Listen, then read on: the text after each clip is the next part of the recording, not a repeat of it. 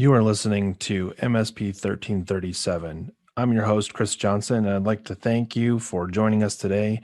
First and foremost, I'd like to thank our sponsor, MSP-Ignite. MSP-Ignite offers a peer group experience that is unique to managed service providers in the technology industry.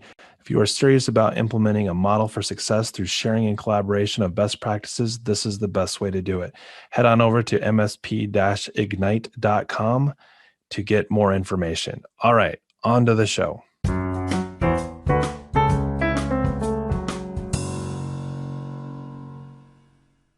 Welcome, everybody, to this episode of MSP 1337. This week, I'm joined by Ismael, Amado, Izzy from IT Ninjas, plural, because you don't want just one ninja, you want many ninjas. And by the way, if you know that it's a ninja, you probably don't have IT ninjas.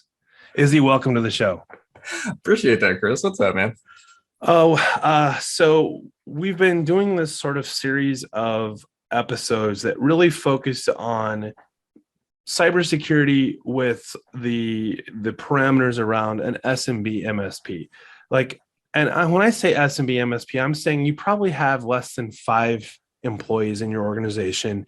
And that's not good or bad. Just this is kind of the target for some of the episodes we've been doing, because a lot of the SMB MSPs will say things like, I don't have those resources, so I can't, or I'm not big enough, so I don't have the bandwidth to do that either. And the reason why I thought it was a great idea to have this conversation with you is most MSPs that have been established for more than a few years hit the COVID work from home model in stride, right? Like they had to adapt to something that was their clients were dealing with, they were dealing with, all hitting that crossing at the same time.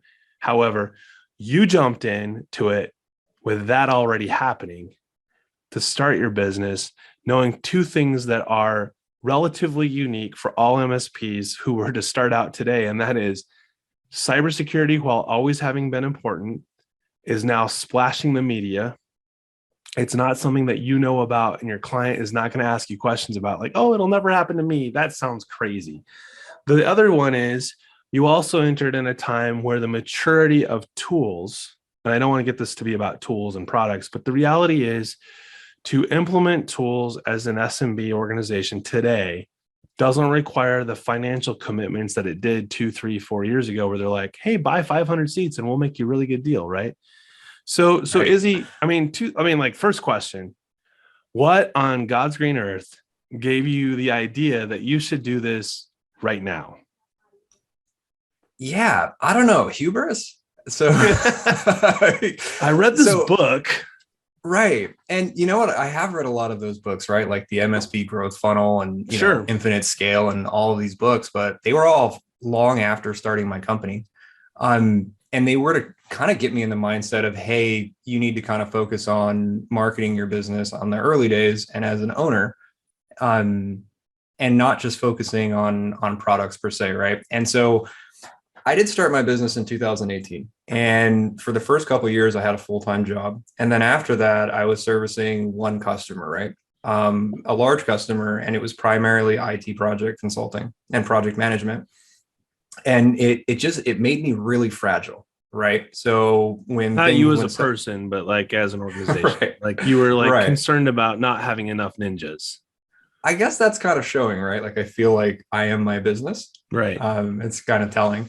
So yeah, and so when that contract started to kind of, I don't know, fizzle out, or you could feel the relationship kind of souring a little bit, I had already spent a significant amount of time building up my stack of tools, right? RMM, PSA. I had been pontificating over what is the perfect stack. I'm going to figure this. It's going to be right. Perfect. We had, but also cost effective. Yeah, we had a few conversations about that, right? Like, well, you can go down a rabbit hole real quick, regardless of what the RMM tool is. It's like, okay, but what about that thing that it integrates with, so I can do this one thing that this client needs, but like nobody else does? It's the fringe cases that'll kill you every time, right? Every time. And I feel like as engineers, we're like prone to that, right? So if there's other MSP owners out there that are just starting out and they're trying to make like that perfect stack, I hear you, I feel you 100%, but like maybe focus on the fact that you started a business and you're now sales and marketing. Right. Right. So, and that's really important, because if you don't have customers to service, who cares how good your stack is? And like, to what you Well said, said. Well said. Just throwing that out there. Well said. If you don't have clients, it doesn't matter. Like if you can't afford the tools, then at that point anyway. right. And so the tools have matured, and the like per user cost of seats, or minimum amount of seats, is a lot lower. And they even do, I mean, PCmatic is great with that, right? They'll say, hey, however many seats you're using is what we'll charge you for. And they make themselves very accessible. Shout out to Corey Munson for that one. But you're still going to eat some costs in software. You're still going Right. to pay for a lot of stuff. Hey, 50 user minimum. You're just going to have to kind of eat it. If you're doing things right, your first customer or two should pay for that pretty quickly and Right. justify the cost. So I think you wanted me to get back to, or I should get back to, cybersecurity, in the sense of, hey,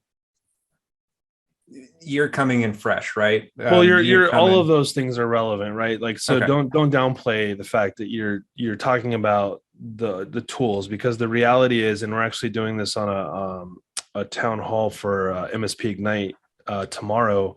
We're talking about vulnerability management, and one of the things I think that is really telling for most MSPs is you don't have to have cybersecurity tools to start down the path of doing true vulnerability management.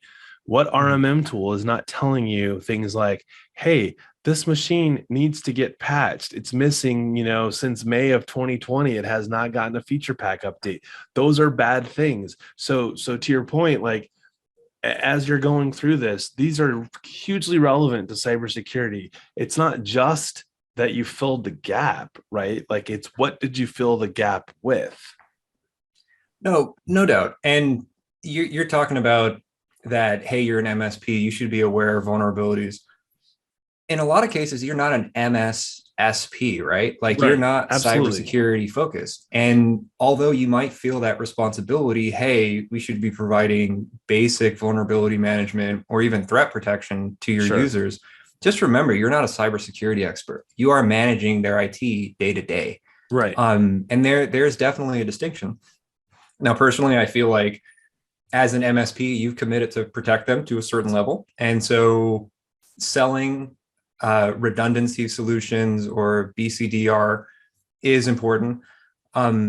It's also just important to kind of integrate those into your basic stack, right? So when they come knocking on your door and they say, hey, we did have a ransomware breach, you can very easily say, okay, I'm just going to roll you back an hour, or hey, I'm going to roll you back Right. 24 hours. And then we'll do like, we'll look for evidence of compromise, like IOC, and see if we can maybe do some forensics on this. But do acknowledge to your clients, like, hey, we're going to provide you with some cybersecurity, but we're not a cybersecurity firm.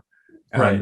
That We're distinction limiting, is hard. we're limiting what we can do for you as an MSP. Here are some areas that we can make recommendations on, but we're not going to be the end all be all for you as Mr. Client, Mrs. Client, whatever. Like, I think about like questions that I might ask, like, hey, do you have cybersecurity insurance? No, you don't. Well, in the event that you have a breach, there are a lot of things I won't be able to help you with because you've chosen not to do that. Right. And not just from a financial perspective. Right. Right.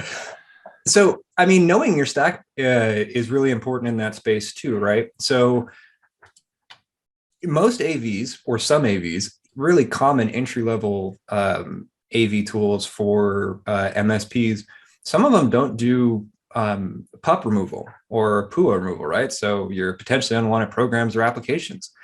They'll identify them, but especially on like Mac OS, if you're supporting Mac, it might be that you've agreed to allow that onto your computer. Like, maybe you're just clicking around like crazy, but like, unless it's doing something malicious, like trying to write file systems or like Right. remotely communicate with the server, an AV is not going to stop your PUPs or your PUAs from Well, that existing on your that computer. raises a really good question, not to totally deviate here, but what you are identifying is when you take on a client's environment, you need to at least be aware of what are the applications that they use versus what are the applications that they might have.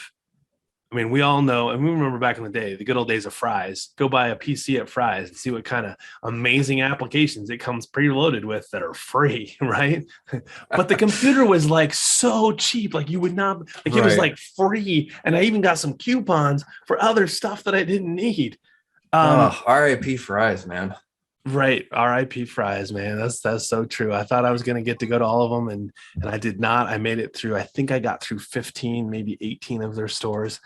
Um, Mhm. but back to the applications and just for those of you that are listening, tools that we use to help clients are just as critical in this list of apps that may or may not be currently in use. We've seen cases where someone has used CCleaner or Malwarebytes or any number of third-party applications to address an issue with a machine and then never remove those apps from the machine, now introducing perhaps the larger vulnerability than what was actually there before, because a static application that's not used is somebody else's doorway into that environment. Just a matter of when is it going to get exploited, right? I mean, it goes back to what you were saying about vulnerability, right? You're basically, if you're not patching this thing, you're not keeping it up to date, or you didn't apply a license, it's just an open door sitting there. Which raises a really important question. And obviously, I don't want to give away the whole town hall. And I realize that those of you that are not MSP-Ignite members, hint, hint, it makes it difficult for you to participate in that meeting since it's for members only. But I will tell you this: when we think about vulnerability management, there are, of course, lots of scenarios where it's like you got remote desktop protocols implemented, and oh, look, TLS 1.0 is in there still, and that's bad, right? Like, so now we're talking about like a configuration change that needs to be addressed to make the environment more secure. But I would argue that probably 80% or higher, when I'm thinking about or looking at vulnerability management, are things like Firefox needs to be patched, right? Like, that's not because there's a not it's not properly configured. It's just not the current release where Firefox as a vendor has said, "Hey, we found a vulnerability. There's an exploit for our product that we've had to address, and in order for you to get the addressed version of Firefox, you have to update it."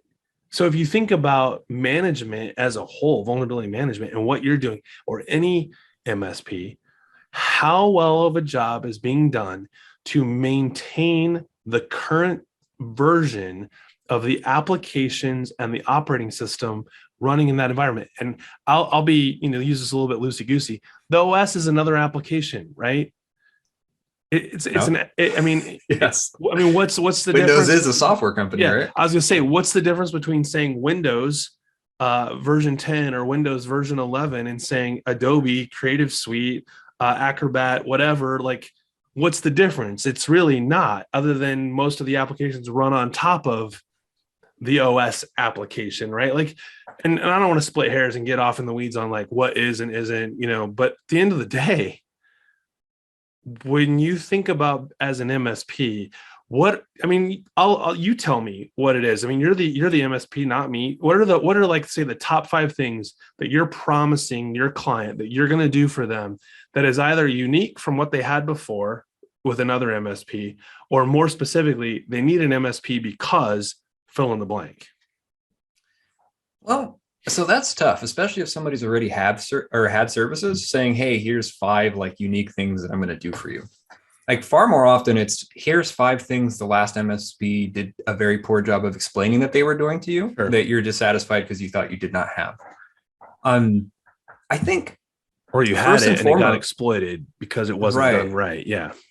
So I'll give you that top 5, but to go back that to the software issue and patching, Yeah.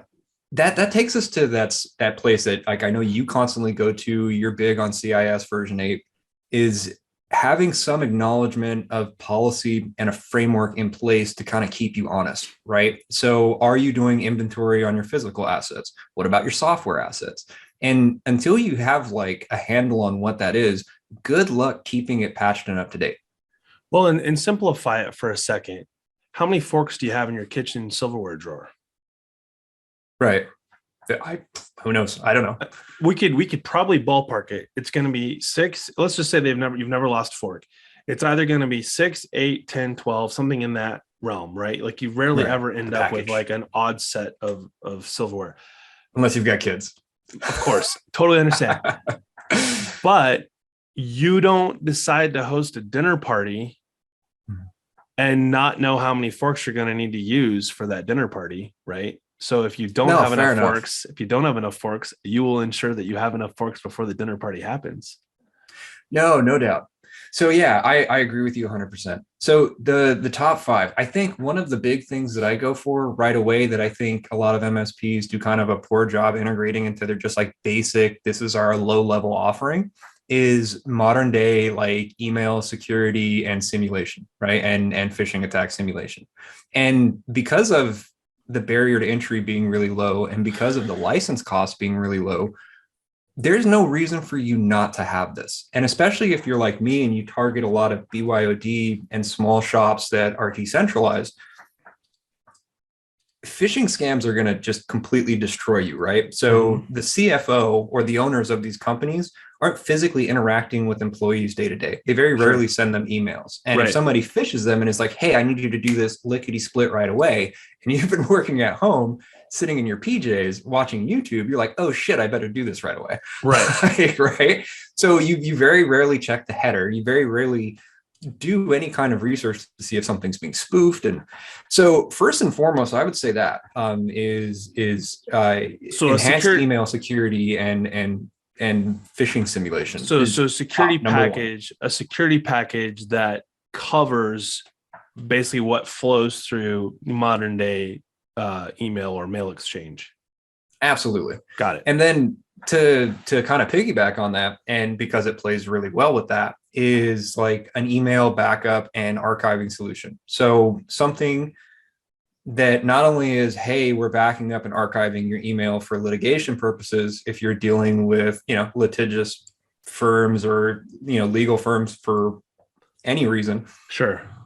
And taking that a step further, there's a lot of great products that do that, but they also back up whatever platform you're on. And so we've all been making this big push. Hey, use OneDrive. Hey, use Google Drive. Hey, use Right. all these cloud-based systems, right? Yeah. And we're pushing agents and we're pushing local file and folder backup on people's machines, but their data is not on their machines anymore. Right? It's in these cloud-based systems. So having a product in place that's managed that actually backs up OneDrive, Drive, Calendar, Tasks, your contacts, on top of doing that archiving feature is another thing I'm seeing, and it might just be in my, I'm fairly regional. It is something that I'm noticing that a lot of MSPs just kind of aren't doing by default. That's in our basic package. You can't not opt in for that. Like we just give it to you. So let me ask a question. So we kind of have, it's like a Venn diagram here. We've got two things happening, but they all sort of revolve around like the communication collaboration tools, right? So you talked about everything that revolves around the email exchange, right? The anti-phishing, spam filtering, protect, that whole thing. So quite honestly, that's that confidentiality and integrity piece. And then to add to that, you're talking about, the redundancy, backups, the business continuity, and getting into that whole accessibility piece. Like, hey, like literally you just attacked like one segment of the space, but you use the CIA triad so perfectly. That's great. Right on. Yeah, I think those two, they play so well together that if you're using one, you should be using both. And again, Fair. because their per user cost is so low, you really don't have an excuse not to be including that in a basic stack, especially if you're pricing properly, right? So if you're charging somewhere, I don't know, your basic package could be on the low end and like, 85 to 100, and maybe on the high end with a bunch of tools, you're getting 135 to 200, depending on your stack. Or I don't know if that's crazy, but that's about where we're at. Man, spend a couple bucks on tools that make your life easier. Like don't go margin crazy. Well, let me ask you a question. So forget the costing for a minute.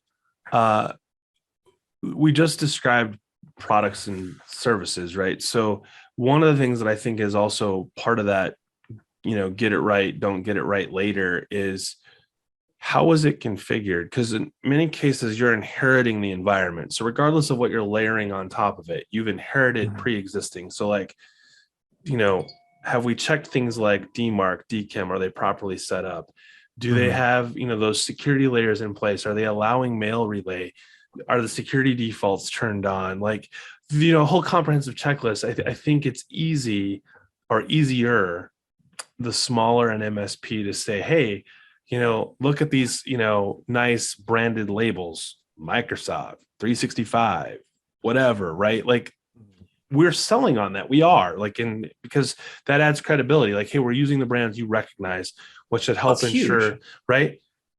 But what we're not selling in that it's the mindset of an assumption, right? Like, they're assuming by hiring you that not only is it like I get these branded products that I recognize, but I'm also assuming that you are going to do a better job than, say, me going to Microsoft directly because I got confused on the sign up page, that it's going to be put in place securely, right? Like, there's no doubt you've come into contact with a few competitors where you've either won business away from them, or they someone came to you because business wasn't going well with a competitor, and it all came down to just wasn't configured properly. They didn't get what they paid for. They weren't being protected like they thought they were. Oh yeah, dude. So recently I dealt with a company that is actually like a franchise for a national company, and they're a great customer. But the MSP they were with, on top of just having really poor customer service, like I called their help desk and the guy was like, yeah. It's like, that's really rude, man. Wait, like, I had an engineer that worked for me that was like that. I had an engineer that I call him up to ask him how things were going. He's like, yeah. And I'm like, right. Are you okay? Like, is this the person I know? Or like, I mean, what, like, do you need, like, do we need to go get some bourbon? Like, what do I need to do? Cheer you up. So yeah, and actually, out of good faith, I talked to the owner later, and I was like, "Hey, man, you should really like work on that guy's manners a little bit," because the owner was actually really cool. He made the transition fairly easy, but that implementation is huge. And are you getting the bang for your buck, right? So in this stack, these guys were using, I think, 365 licenses that I think were E3 with a bunch of additional security features and all kinds of stuff. And then when I analyzed, that's not a cheap license per month. And when I analyzed their stack, like at best, these guys should have been using like business premium, because the only thing they had going on in their on-prem environment with their AD and Azure and that kind of hybrid environment is they were just syncing users from AD into Azure for license assignment. They weren't leveraging any security features. The national franchise was controlling the email, obviously for domain reasons, right? So you can use that kind of national franchise. Sure. And they were literally doing nothing but using Office products on their endpoints. And the MSP had recommended to them that they spend the extra dime on these licenses, and they weren't actually being used properly. Sure. And so I was like, hey, man, I look like a hero, right? I come in, I say, hey, I can reduce your Microsoft spend by, X. I even cut like 5% into my own margin on the licenses. And I was like, here, I'm going to give you a nice deal, because I believe that if you don't go margin crazy and you provide good service, like you're more likely to retain business, especially if you're saving them a few bucks. So, and honestly, man, AD was kind of hamstringing them. So again, they weren't using password syncs. Their Azure Connect was just very poorly configured. And so like they were still in that old model where it was like, hey, every 3 months, if you're an end user and you work 100% remotely, turn on your VPN and check in, which no one ever does, right? Who does that? Who's like, oh, it's been about 3 months. I think I'll check in with my AD environment, which I have no idea what that is, and update my password. And then they'd go into the office, and guess what? Every time they went in the office, they were locked out of their computer and had to reset their password. I'm like, right, because it's terrible service. That the VPN was actually doing what they thought. So, okay, so we're getting tight on time, but you've really highlighted, I think, what probably every MSP out there is at least dealing with at some level, right? Like whether they put it in themselves, inherited it, it's always going to be some challenges around Microsoft licensing, proper configuration, the regular maintenance, because Microsoft, heaven forbid that they do an update that toggles something the wrong direction, so you got to regularly check it. Let's go a little bit further. So I think you've addressed what I think you talked about, some of the like more unstructured businesses that you might find that have less than 25 employees, work group as opposed to domain, cloud primarily instead of on-prem. We love. Yeah, right.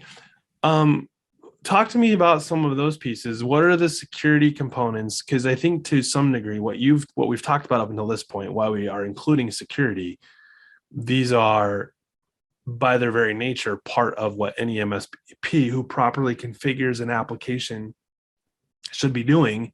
And it doesn't have to be classified as look at our MSA agreement under our Mhm. cybersecurity piece. No, this never was included in cybersecurity because it was assumed that it was part of what you're doing for me as an MSP. Talking about security is important, but telling me that you've got some special, glue on this, Mhm. and I'm charging you extra for it, they're also going to go find somebody else, right? Absolutely. So helping people understand what you're doing to protect them is as important as how we feel obligated to provide some small layer of protection, right? Sure. Even if we're not necessarily a cybersecurity firm, we're still going to say, hey, we want to protect you up into a specific point. I started my business because I actually wanted to do right by people. I Right. saw a lot of people in this space just kind of tech talking and getting away with it and overcharging. And so I legitimately want to help people. And I think that desire really works out.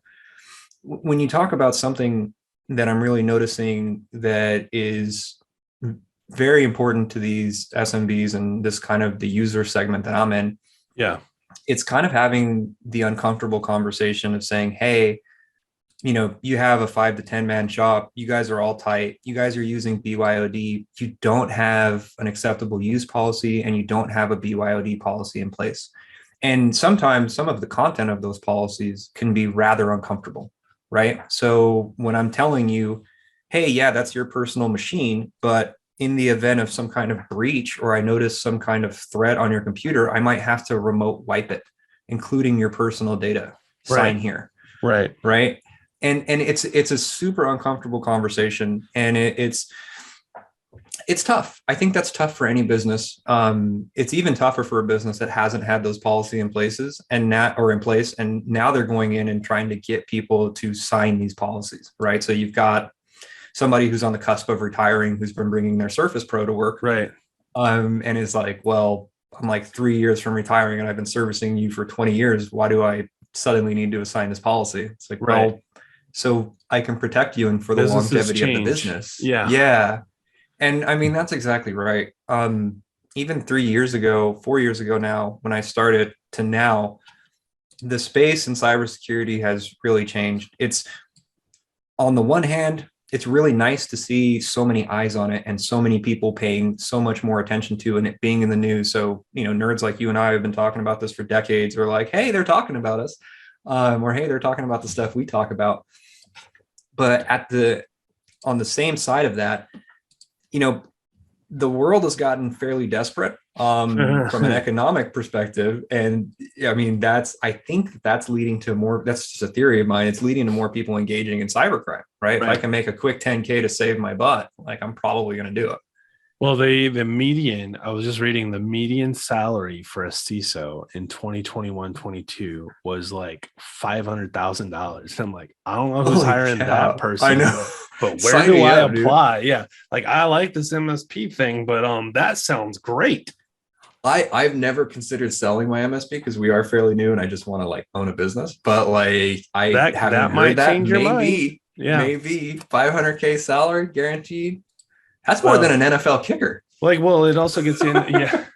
It made me think about a couple things. Like, is this kind of like being a sales guy and getting paid on commission? You're the CISO that, Mhm. like, if we make it 12 months, if we're in the calendar year 2022 and we don't have any ransomware or any breaches, you get a $250,000 bonus. You're like, yes, I can. I know, no doubt, I can guarantee that one.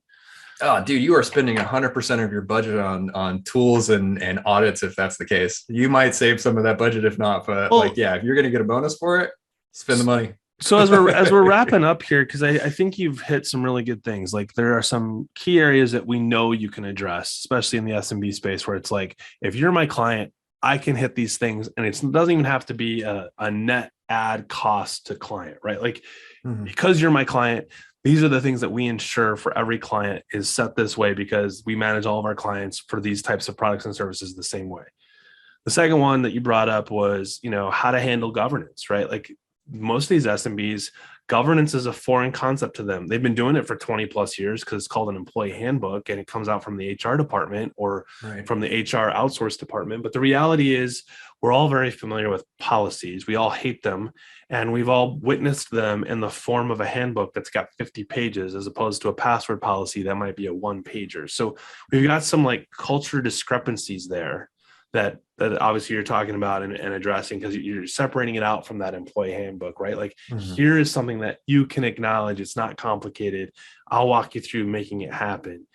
And then I think there's this third one that we're just kind of on the fringes for, and that is what are the limitations that you're wanting to establish with those clients? Because it's like you can't do everything for them. So how do you help sort of with that piece? Because that is as much a vulnerability or a cybersecurity concern as saying that you do everything, right? Like it's kind of the opposite of the same thing, but has the same end result. Yeah, it's that risk appetite, right? So I pride myself on being able to read people pretty well. You can kind of tell the business owners and the C-level guys that are willing to, they're gregarious. They're willing to take on some risk with cybersecurity. And if you're dealing with somebody like that, it's going to be a long day and it's going to be a long contract and it's going to be tough. On the flip side, there's plenty of owners that are open to these changes or open to the fact that you are their MSP. You're not their MSSP. Sure. And in those cases, I would say find another local cybersecurity firm whose owner that you like, and take them out for drinks or go to lunch and say, hey man, I might bring you in to consult on some stuff. Or on the flip side, if you're big into medical, find somebody who's really good with HIPAA if that's not your not your thing. Sure. And make friends and bring them in, and hopefully both of you guys can prosper from that relationship. You don't have to do everything yourself. If you're an MSP, you're probably feeling like, oh, if I have to reach out to somebody, I'm inadequate, or there's all these weird feelings that we as engineers get. But at the end of the day, you're trying to help somebody, and you're trying to help their business survive in the current landscape of business.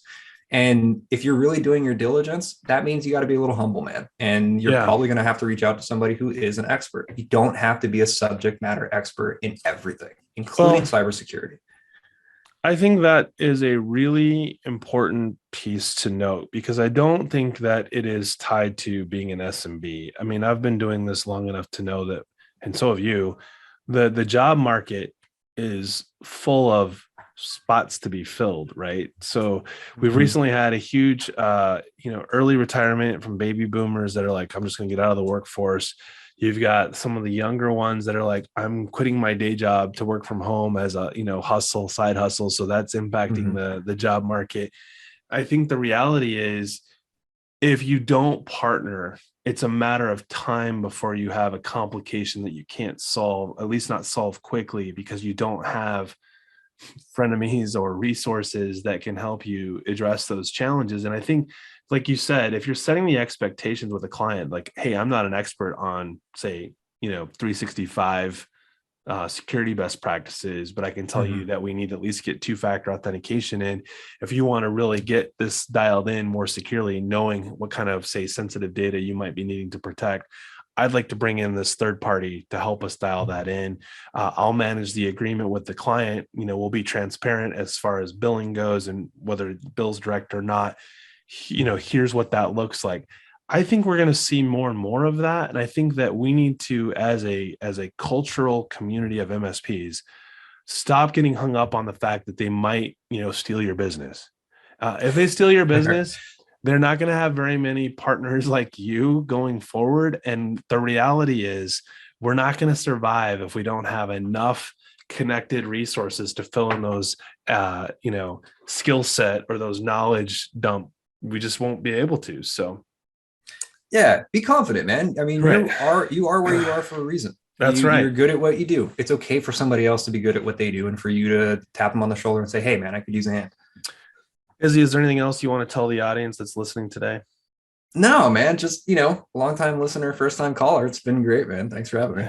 Man, I feel like you've got mail.